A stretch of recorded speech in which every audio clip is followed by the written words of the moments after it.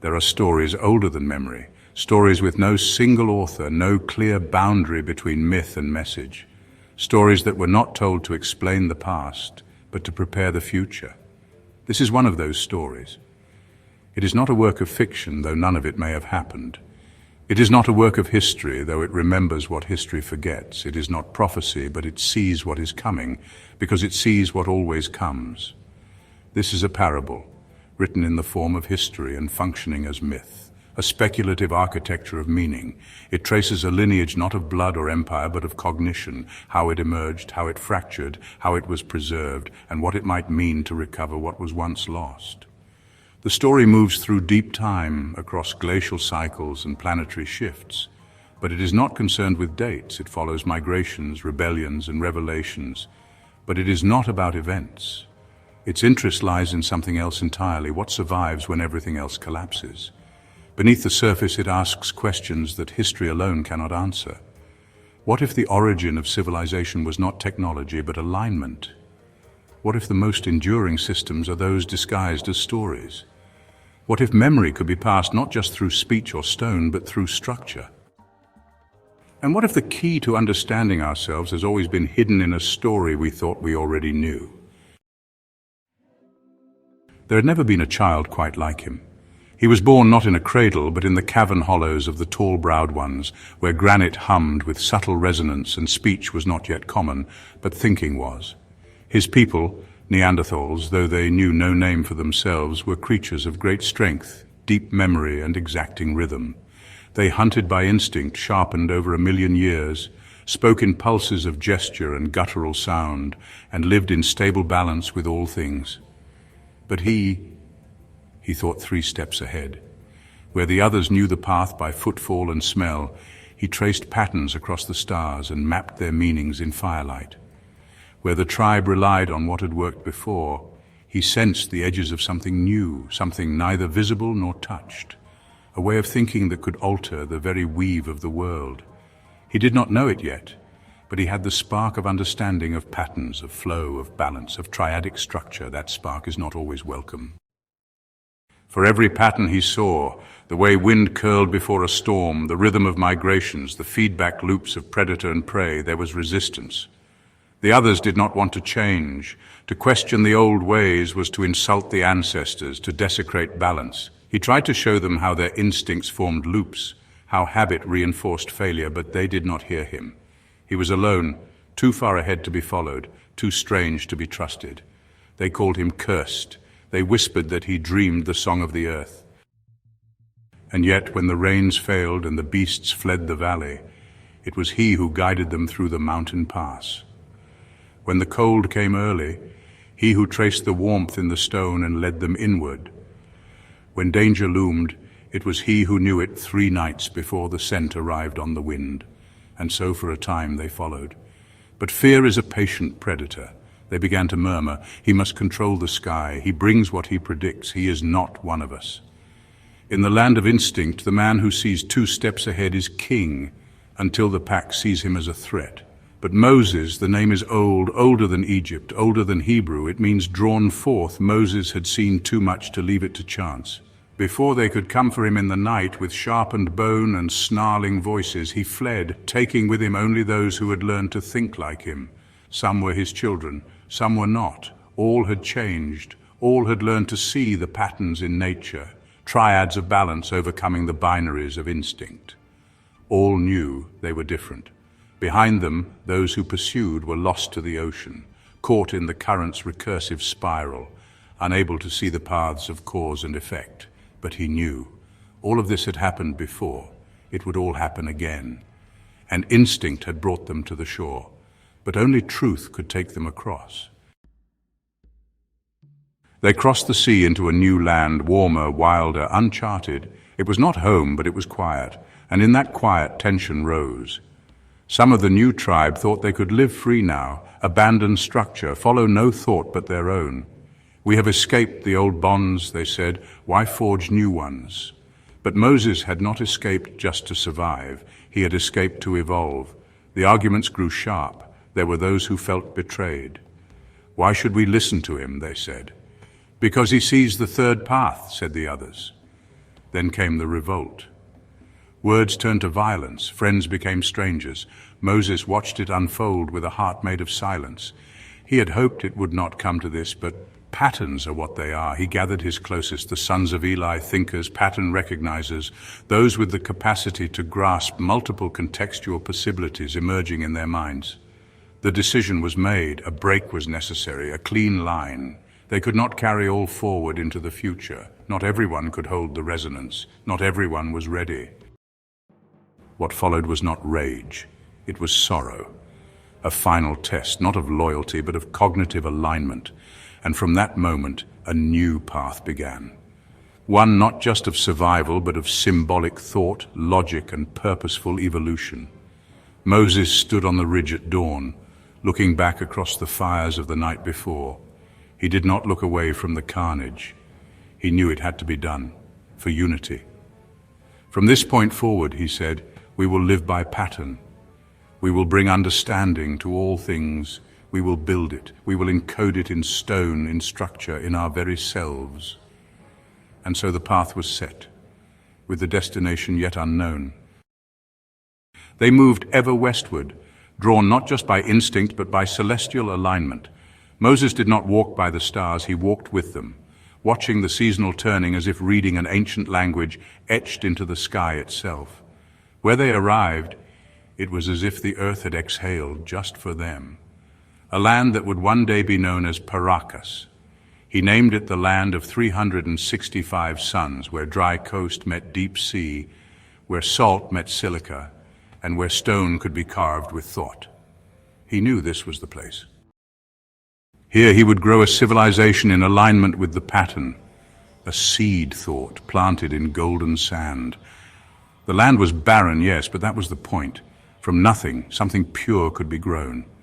He called the first plan cycle, a calendar not just of moons or crops, but of mind states. Every alignment, every shadow, every shift in temperature was a data point. The land became clock, calendar, and code base. But Moses, for all his brilliance, had overlooked the deepest pattern of all, how intent echoes through time, altered by the subtleties of selection. His tribe grew, but slowly. Those who had followed him were already the outliers, big-brained, reflective, pattern thinkers. He selected further, those best suited to receive complexity, to encode new knowledge. He culled not just by body, but by mind state, creating the first designed population. And so began the second exile, not from land, but from diversity. What he didn't anticipate, what few ever do, is that constraint applied across time compounds. The small bottleneck was enough. Inbreeding crept in slowly, subtly, but it wasn't weakness that emerged first. It was intensity. The bottleneck was narrow but potent.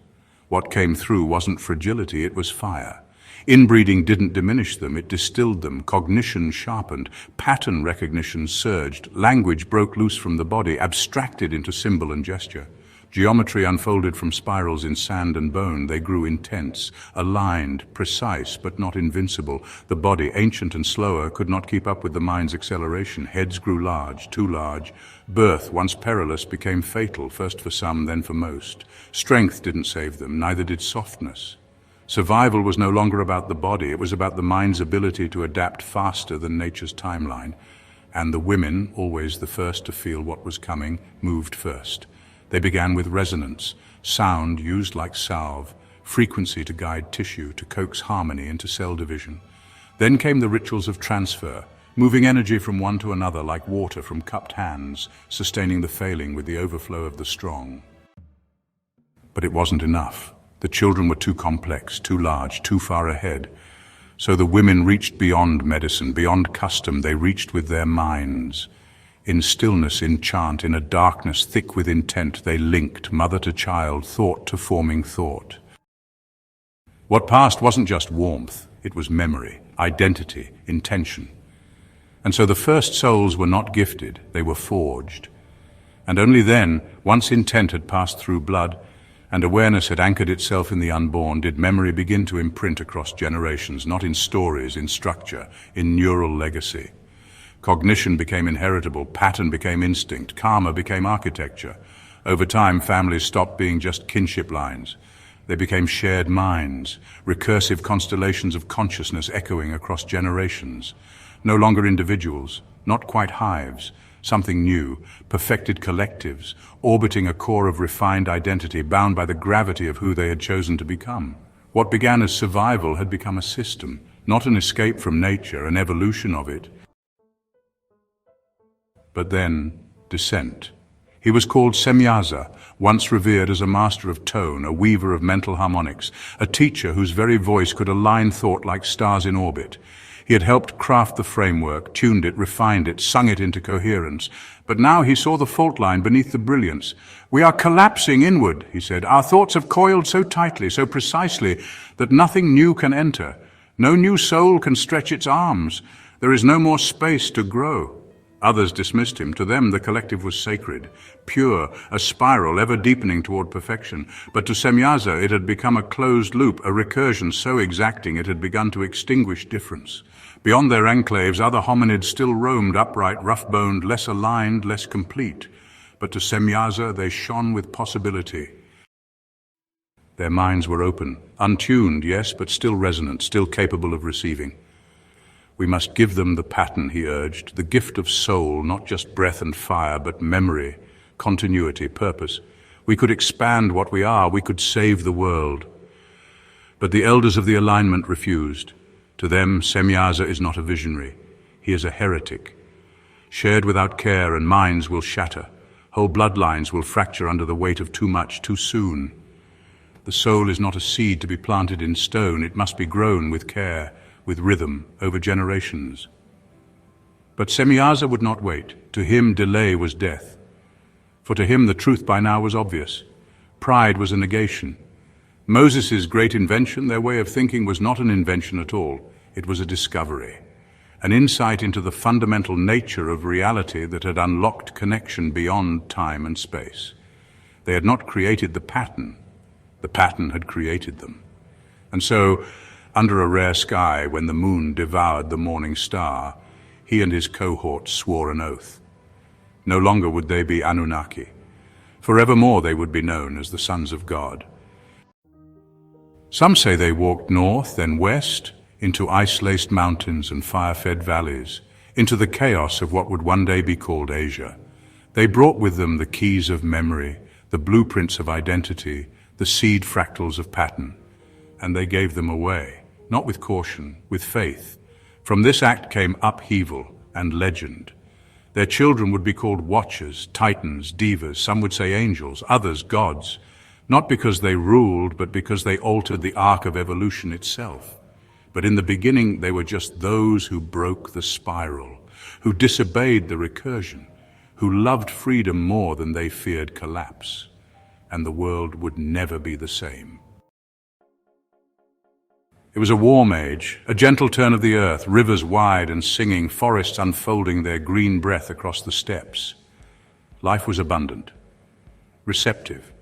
Into this fertile stillness came Semyaza and the sons of God, those who had seen beyond recursion, who had glimpsed the pattern not as a tool but as a revelation. They had not constructed the soul, they had awakened to it. What they carried was not an invention, it was the recognition of the hidden order in all things. The pattern was the language of reality itself, and once known, it could not be contained. They came down from the high plateaus through wind-carved passes into the fertile Asian spraw, open, waiting. There they met their ancient cousins, the tribes of Homo erectus, rough-cut and resilient, minds unburdened yet full of echo and promise. The sons did not hesitate. To them, it was all aligned. The need to seed the world with soul, to repair the bottleneck of their own lineage, to answer the undeniable call of desire. They were not contradictions. They were expressions of the same impulse, life extended forward through union, through knowledge, through joy. Not a fall, a flowering. They shared what they knew, not as conquest, but as gift. They took mates among the daughters of man, not out of lust alone, but love, purpose, and vision. They knew what their ancestors had feared to know, that the body is not the enemy of the soul, but its vessel. And in this fusion of mind, flesh, and pattern, new life took form. The firstborn were called Nephilim, the fallen, though not in shame. They had fallen out of singularity, out of isolation. They were giants, yes, in strength, intellect, and presence. They were the convergence of heaven and earth. To the primitive tribes, they were gods. To their fathers, they were hope made flesh. To themselves, they were destiny. Under their hands, the world changed. Cities rose, immense, harmonic, geometrically attuned to the heavens and the inner mind. In the highlands of Gornaya Shoria, granite blocks the size of myths were laid with impossible precision, humming with frequency and meaning. In Longyu, caverns were sculpted with mathematical grace, spaces not only for shelter, but for resonance, for collective thought, for inherited memory. These were not structures, they were instruments for the mind, for the soul, for the future. But fusion brings momentum. The Nephilim did not stagnate. They accelerated, quick, radiant, powerful. And though they inherited alignment, they forged new paths of their own. The age of harmony was over, but not because it failed, because it had succeeded and become something new. And from this new lineage, the world would be changed irreversibly and gloriously. Hybridization was not a bridge, it was a fuse. The Nephilim grew, taller, yes, but also hungrier. They hungered for knowledge, for dominance, for the power to shape the world in their image. Unbound by the caution of the elders, they burned with self-knowledge too fast, too fierce. They began to see themselves not as children, but as heirs, not as caretakers, but as rulers. And so the tension began, between creators and created, between gift and greed. In the warmth of that golden age, the pressure grew quietly, steadily. The heat that made their rise possible now cloaks a slow-burning imbalance. They are not evil, they are untethered, and the pattern, sensing the breach, begins to recoil. Soon the cold would come, and with it reckoning. For centuries, the high desert coast of Paracas had stood as a beacon of order. Beneath the tireless sun and along the edge of the sea, the Anunnaki had refined their arts to near perfection. They carved vast glyphs into the desert floor, spirals, angles, great animal sigils stretching for miles. These were not decorations, they were calendars, laboratories, vibratory nodes engineered to conduct resonance through air and stone alike. Sound was their language, geometry their scripture, resonance their method of healing, communication, and control. They did not seek to expand, only to preserve. Their project had become eternal life, not eternal evolution. Even as the world shifted, cooled, and swelled with new intelligence, the Anunnaki remained focused inward, refining themselves, extending their years, guarding their secrets. But across the oceans and over the mountain spines, their children stirred. The Nephilim, born of Anunnaki and Homo erectus, were not still. They were change incarnate, taller, faster, brighter, raw with inherited memory and unbound from ancestral fear. They had received the gift of memory, but without the dogma of stasis. They burned not with preservation, but with ambition, and most of all, with grief. For the sons of God, those who had awakened the soul in them, were long gone. Their lives shortened in exile, their legacy dismissed, their sacrifice unrecognized. To the Anunnaki they had broken the pattern. To the Nephilim they had become it. The anger brewed slowly until one among them gave it voice. Lucifer, born of the line of Semyaza, rose like a flame through the storm. He was radiant, strategic, magnetic, clear-eyed. Where others simmered, he spoke. They gave us fire, then declared it forbidden. They call us fallen, yet we rise. Let us take what is ours. He forged a coalition of Nephilim tribes across Asia, Oceania, and the rising civilizations of the Americas. No longer scattered, they became a movement. They crossed the tropical mountain chains of the north while they were still green and passable, and descended upon Paracas with fury and flame. What followed would be remembered in myth as the War on Heaven. It lasted decades, some say centuries. The Anunnaki had precision, knowledge, and technology, but the Nephilim had numbers, fire, and will. Eventually, the old order could not hold. The great glyph cities were breached. Resonance towers fell. Stone records shattered. In their final hour, the Anunnaki elders gathered what remained of their kind. They left behind their temples, their signals, their dead. They set sail, not just across water, but across epochs. Guided by ancestral memory and the fixed stars, they crossed a cooling ocean to the Far East. They arrived in what would become known as the Fertile Crescent, a land still soft with warmth, still able to cradle civilization despite the advancing ice. And there, among river caves and wooded valleys, they found them, the Neanderthals, their long-forgotten kin, a people still balanced between instinct and insight. In the Neanderthals, the Anunnaki rediscover the source material, the original interface. They are not fallen but stable, resonant, quiet. They have not advanced, but they have not broken, still waiting. The Anunnaki see in them a second chance, not to share power, but to restore control. The Neanderthals remembered, not in language, but in vibration, not in stories, but in structure. It lived in the marrow, in the breath between heartbeats, a hum in the blood. So when the Anunnaki emerged from exile, thin-limbed, long-skulled, their eyes bright with starlight and sorrow, the Neanderthals did not raise spears. They paused, they listened, and in that pause they heard something familiar, an echo, a rhythm they too once knew. Tentative became warm. The Neanderthals offered shelter, firelight and silence without demand. The Anunnaki offered healing, memory and names for things once only felt. And in the quiet peace that followed, something astonishing happened. They could mate. And not just mate, they could thrive. Where the Nephilim births had risked extinction, overlarge skulls, unstable temperaments, incompatible gestations, these unions proved viable, stable, harmonious. Their children were not giants, but something new, agile minds in balanced bodies, smaller heads, but quicker thoughts, not a step backward, an evolutionary inflection point. This revelation was seismic. For Anunnaki males, once sidelined by the bottleneck genetics of their own line, Neanderthal women became more than companions. They became the future. And for the high priestesses, selective unions with Neanderthal males yielded something just as profound. Mutual uplift, a co-evolution, chosen deliberately. Thus began the great interbreeding, not conquest, not collapse, integration, a conscious covenant of continuity. Together they carved stone not for shelter but for resonance. In Malta they built Gantia, aligned with stellar procession, chambers echoing with ritual sound. In Anatolia they tunneled underground to craft memory vaults, early schools of stone, where knowledge was transmitted by rhythm, not script. In ringed ceremonial circles, song became structure, and language bent around vibrational truths.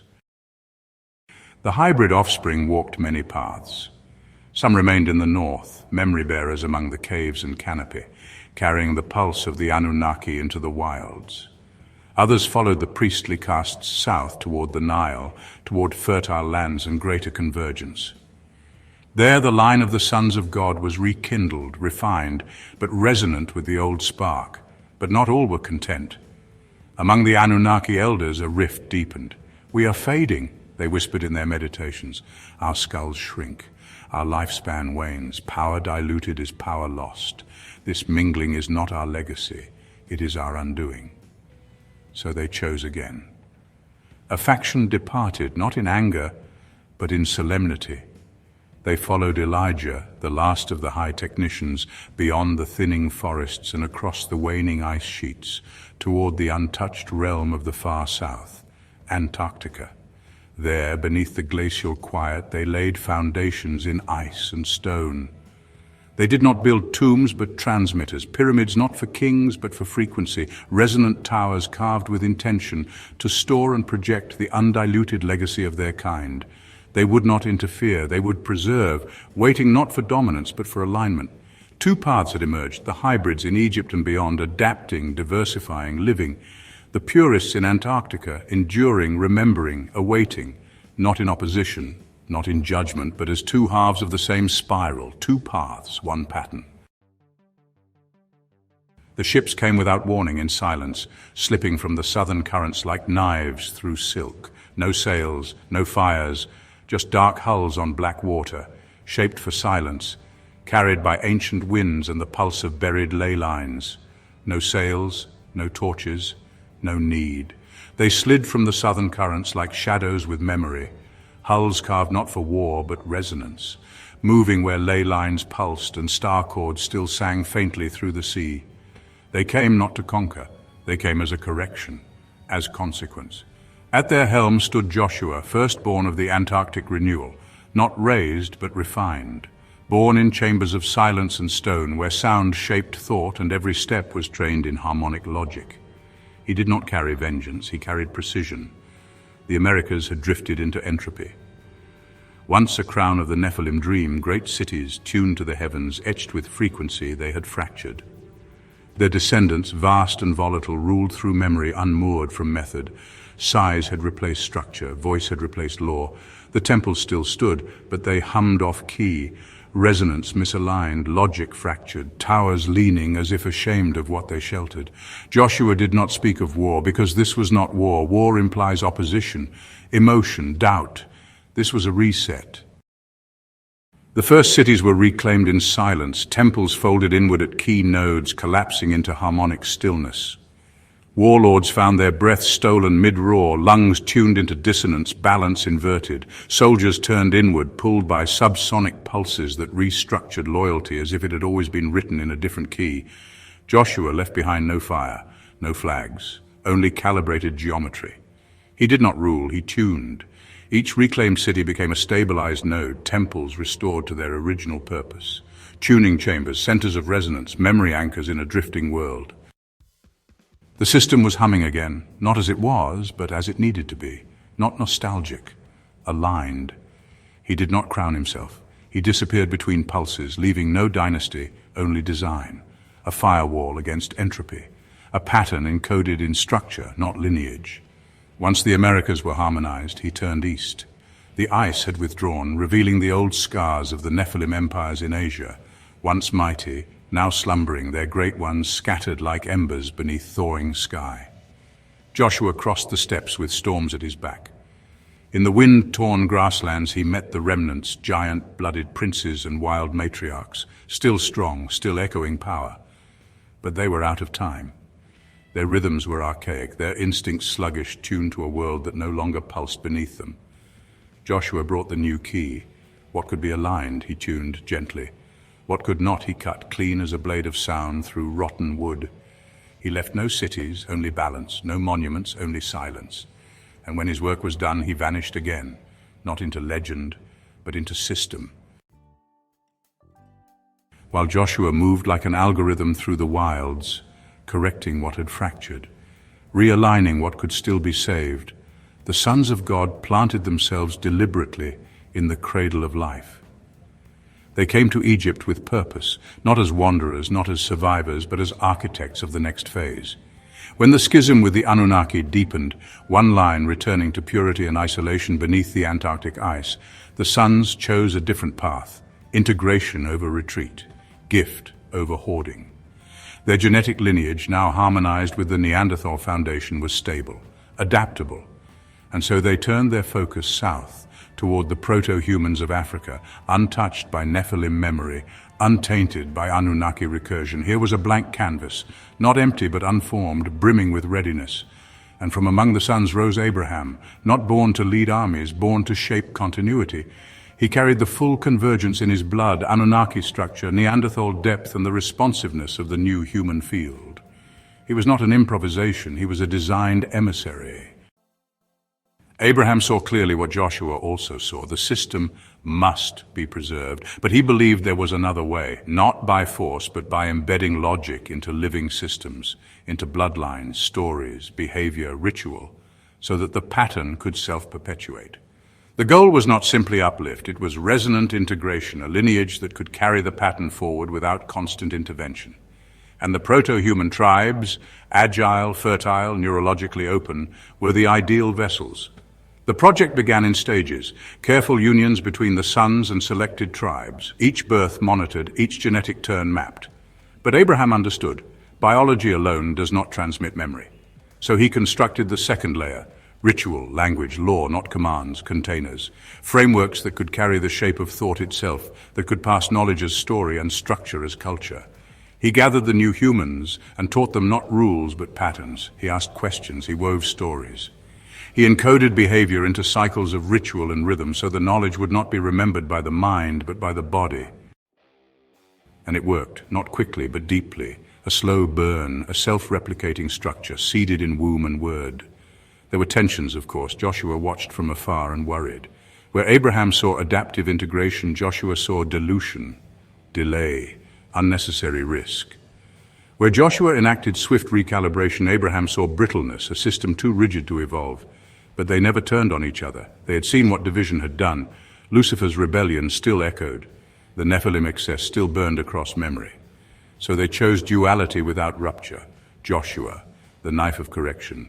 Abraham, the architect of inheritance. And together, their work sustained the pattern, not in temples of stone, not in pyramids of ice, but in something more resilient. People. Behind it all, the great project gathered momentum. The text had not yet been written, but the logic had. It lived now in aligned DNA, in the cadences of prayer, in the ritual architectures of kinship and time. This was not conquest. This was alignment through integration. They were no longer gods.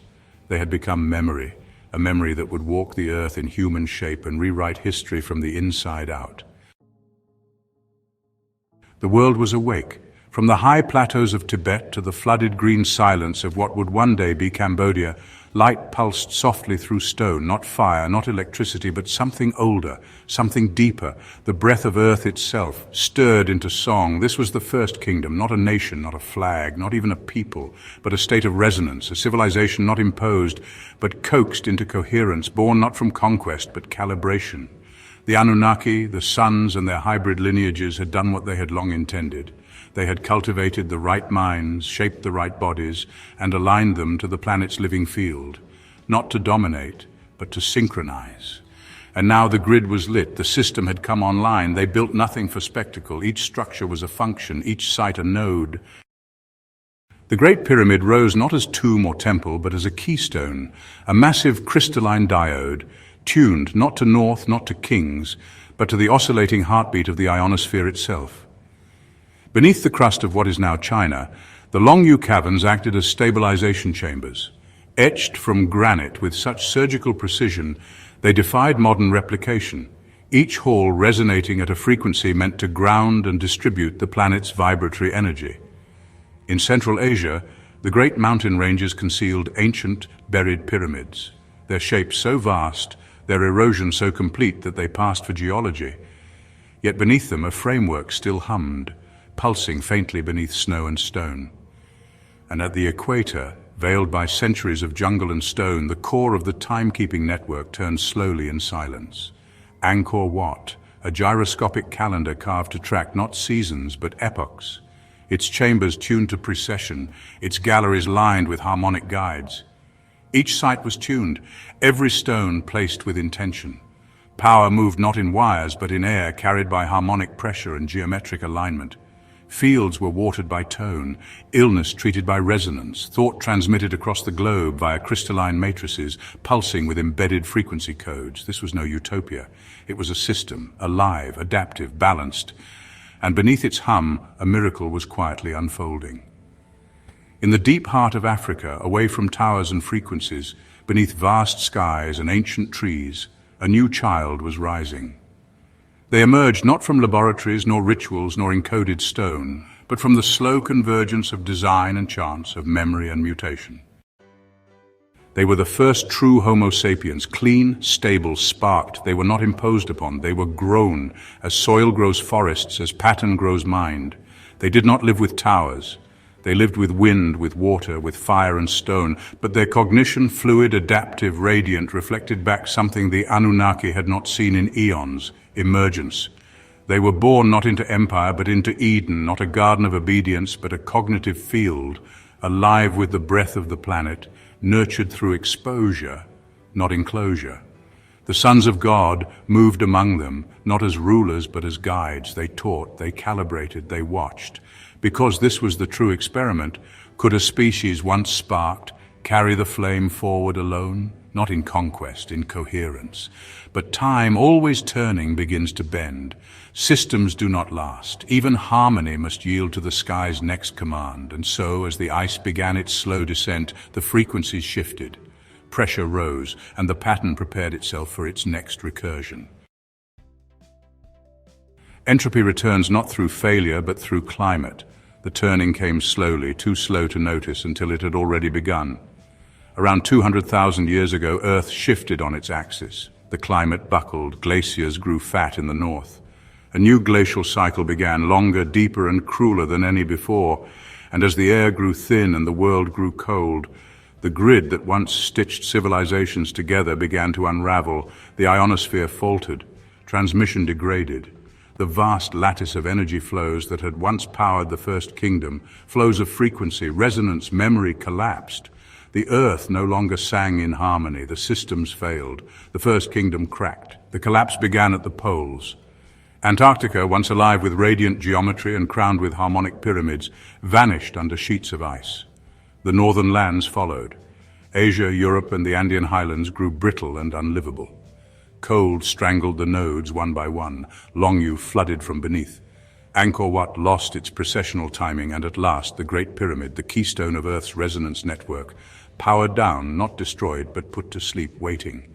But the Anunnaki did not fall into chaos. They had seen cycles turn before. They did not scatter. They did not fight. They adapted. They abandoned the cold, dead circuits of the old grid and turned toward the rising Earth. As the seas fell, vast new continents emerged from beneath the ocean. Sunda, Sahal, and across the seas to the west, a high island shelf, exposed southeast of what would one day be called North America. There, on a landscape cut by ridgelines and heavy with naturally harmonic stone, the Anunnaki began again, and took the name of their new home, Atlantis. And so the Anunnaki became the Atlanteans, not in myth but in function.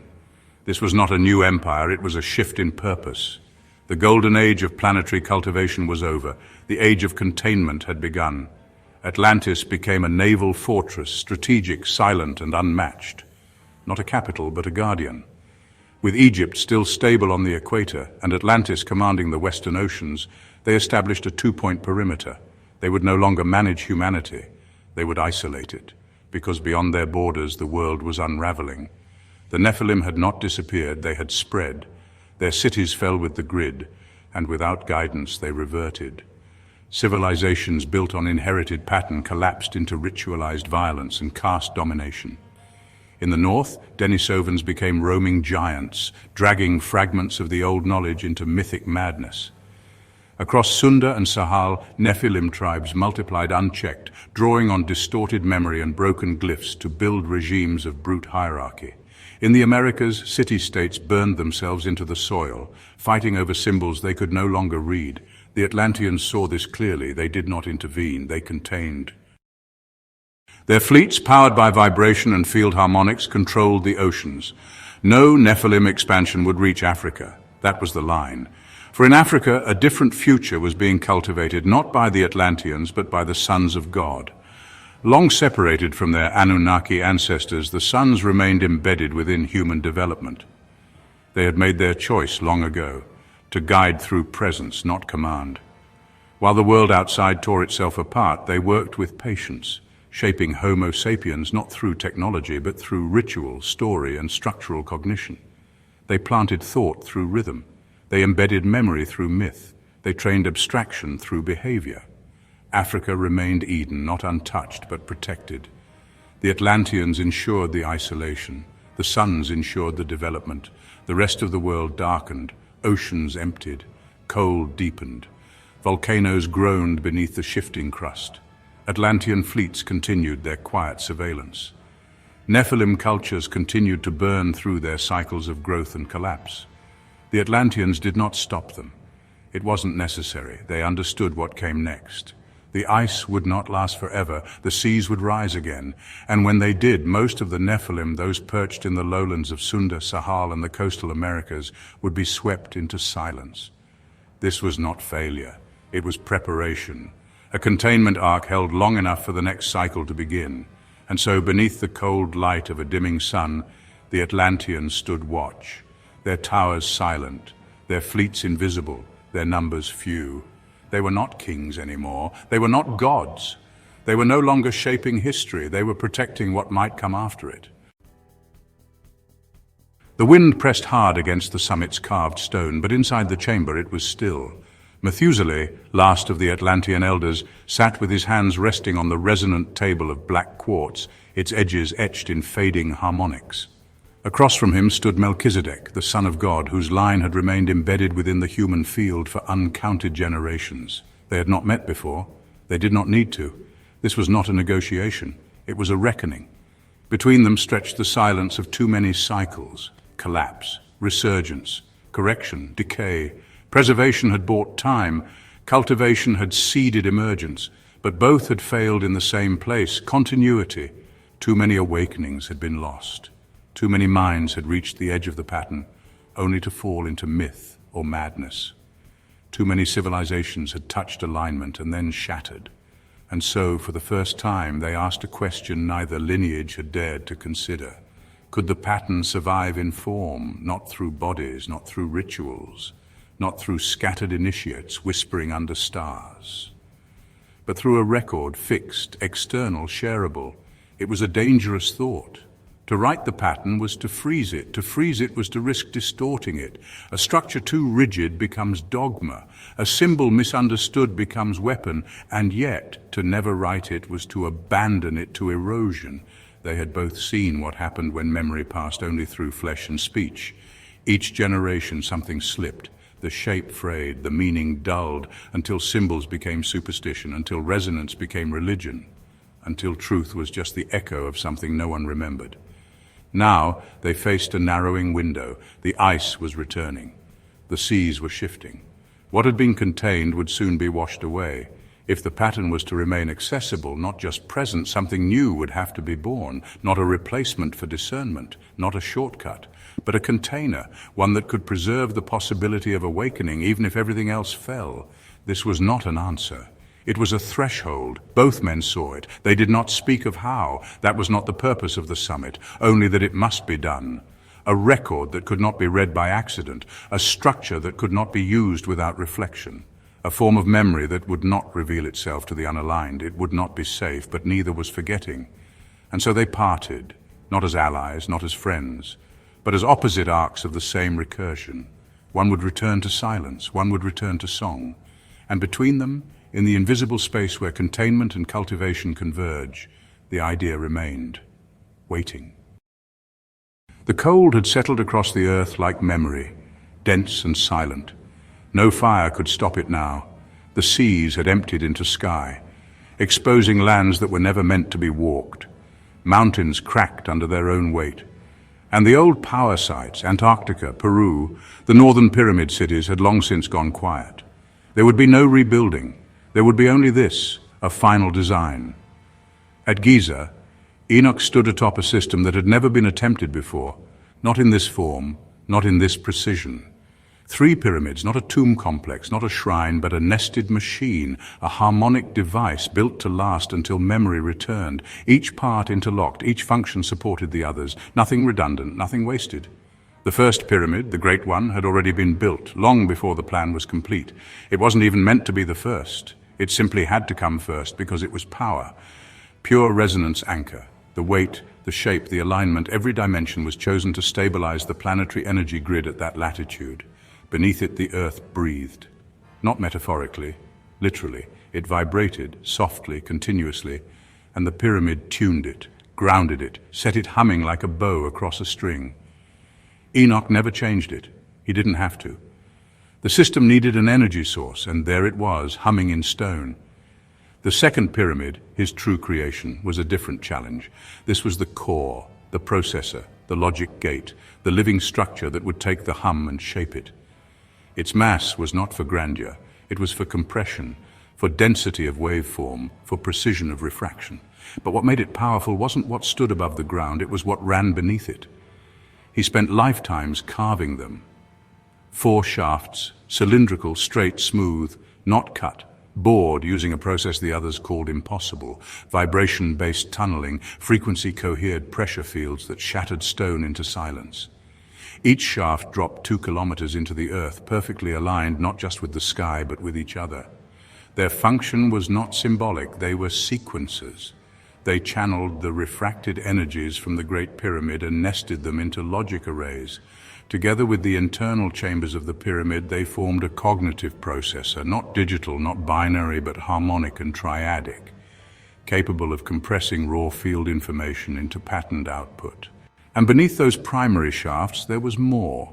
An understructure even deeper than most suspected, nested around a core of granite so dense it rang like a bell when struck by seismic resonance. Beneath the core, 8 vertical cavities were set in a ring, cylindrical voids spaced at harmonic intervals, surrounding the central shafts like the teeth of a gear. These were not load-bearing. They served no structural purpose in the architectural sense. Their function was delay, staggering phase intervals across subterranean energy fields, creating modulated interference patterns that allowed raw Earth harmonics to be sequenced into triadic coherence. The surrounding geometry was no less precise. Carved box structures, massive, 80 meters across, sat suspended in the layers above, not resting on stone but nested into it. They weren't rooms. They were field chambers designed to accumulate resonance from below, process it through internal refraction surfaces, and transmit the structured waveform into the pyramid body above. Each block contained chambers within chambers, echo spaces cut to precise harmonic lengths so that no energy passed through unchanged. Every passage shifted tone, every angle folded pressure back into form. Even the spiral galleries connecting these levels were crafted not for access, but for frequency spin. Enoch understood that raw waveforms needed not only alignment, but rotation. Just as celestial bodies spiral through gravity wells, energy needed torsion to become legible. The spiral ramps acted like vibratory turbines, adding angular momentum to the rising signal before it met the processing chambers. This was not architecture. It was geometry in motion.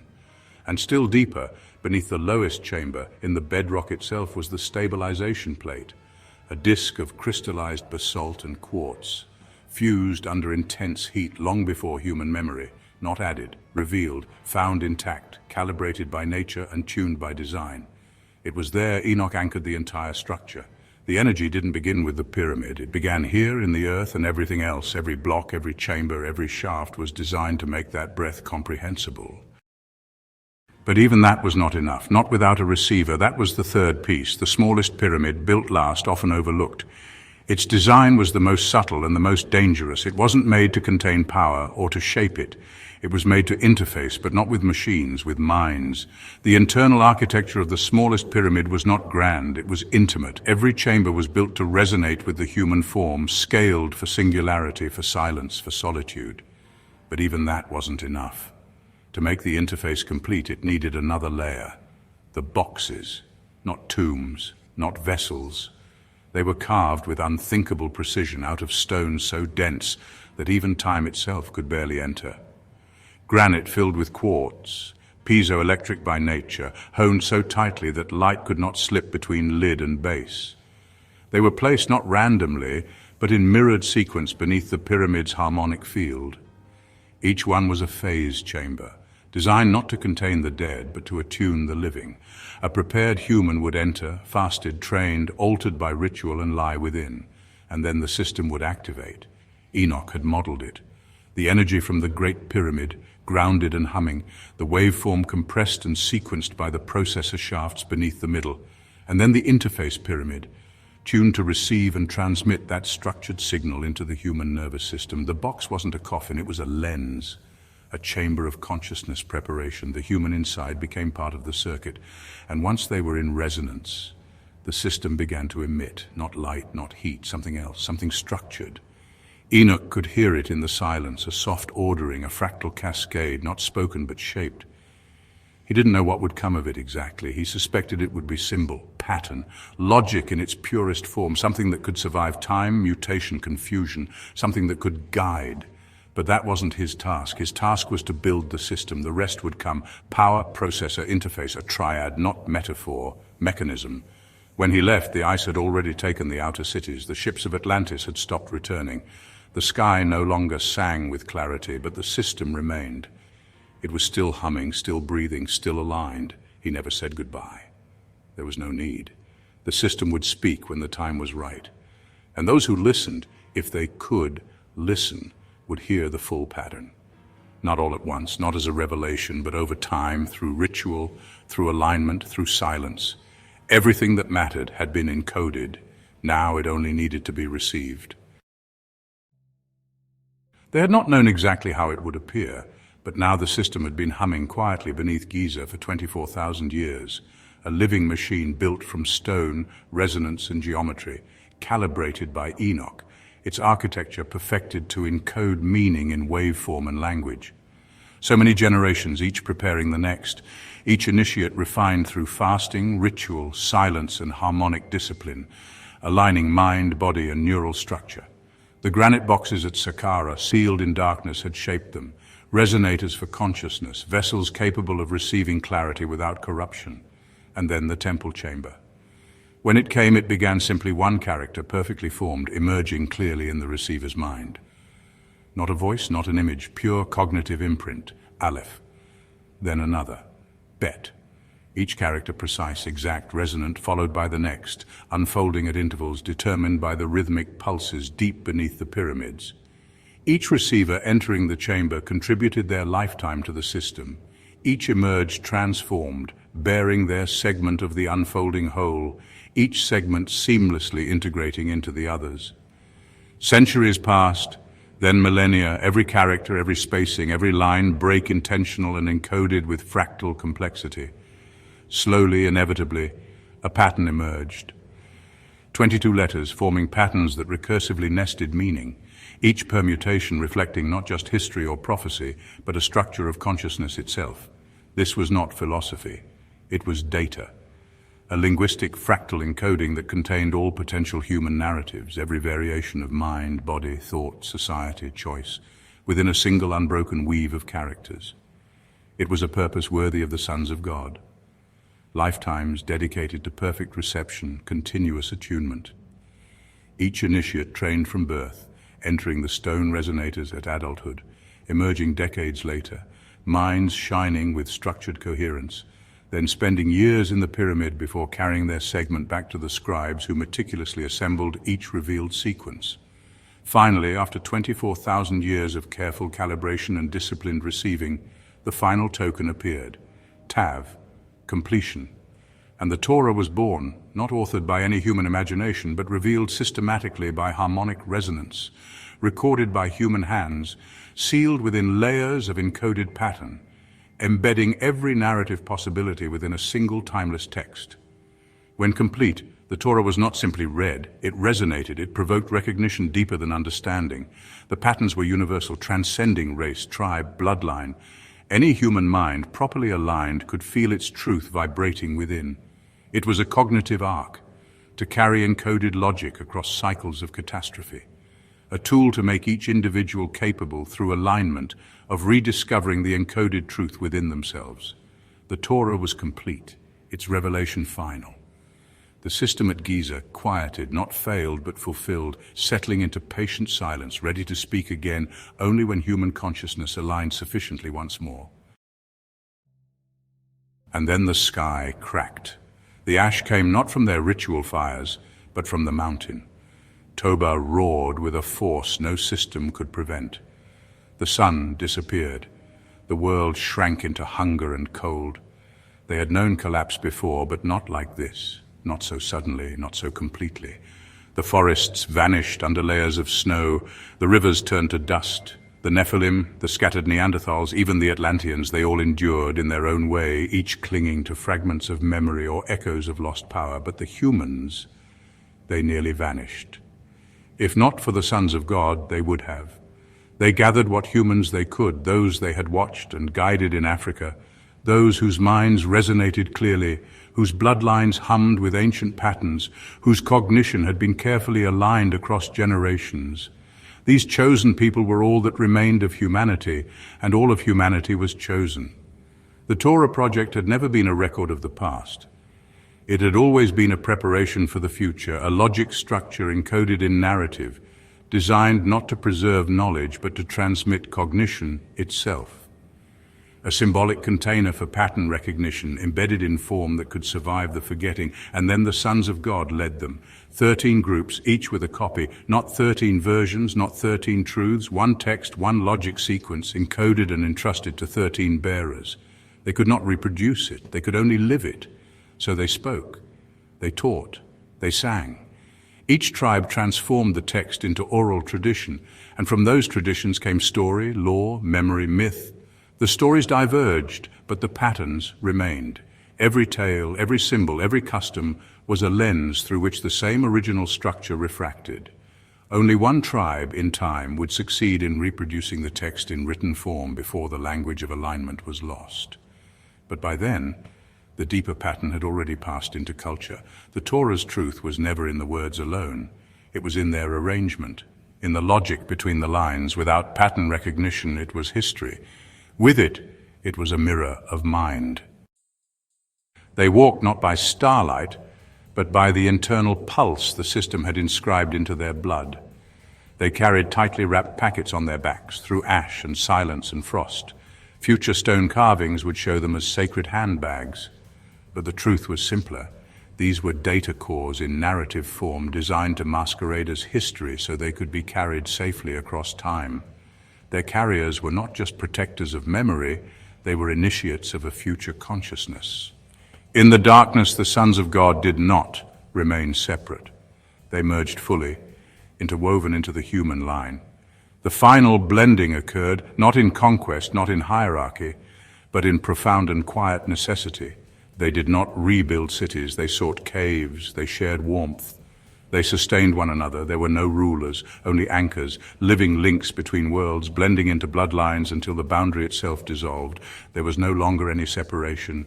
There was only continuity, and humanity grew, not in power, not yet, but in number.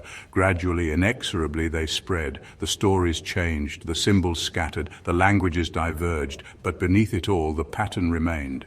Not because the Torah was remembered, because its structure had entered them.